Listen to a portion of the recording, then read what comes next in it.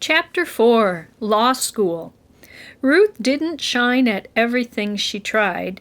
She couldn't sing or cook, and she flunked her driver's test 5 times before passing it.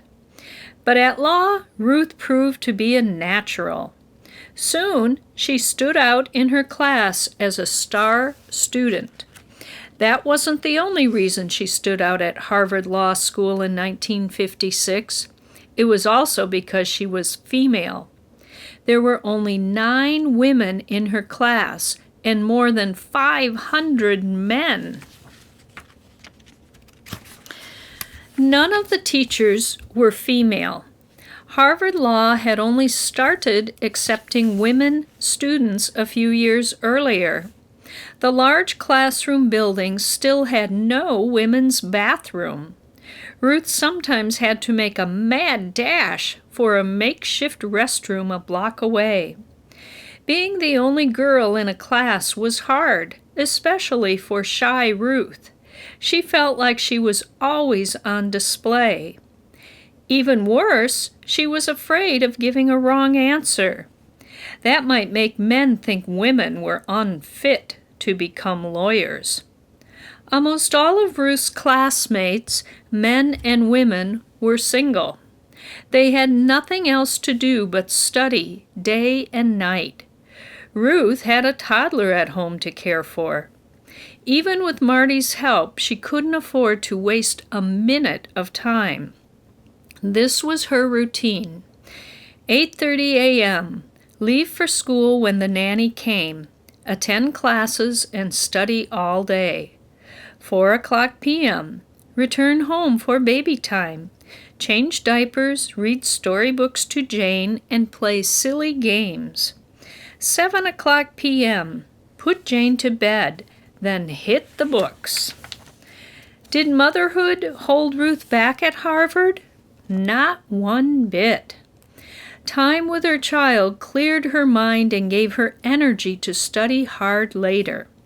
Ruth rose straight to the top of her law class. Then, as if out of the blue, a crisis struck. Marty learned he had cancer. The disease was already very advanced. Massive radiation treatments had to begin immediately. It was crushing news, but Ruth refused to lose hope or let herself feel overwhelmed. Together, she and Marty got through one treatment at a time, then the next.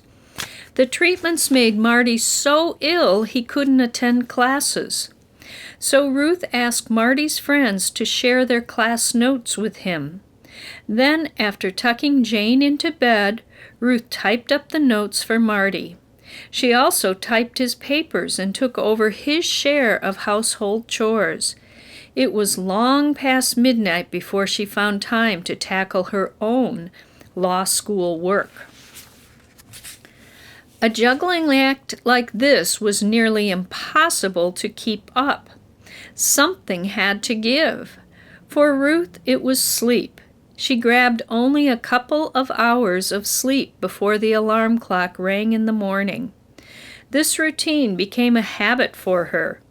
For the rest of her life, Ruth worked very, very late and slept very, very little.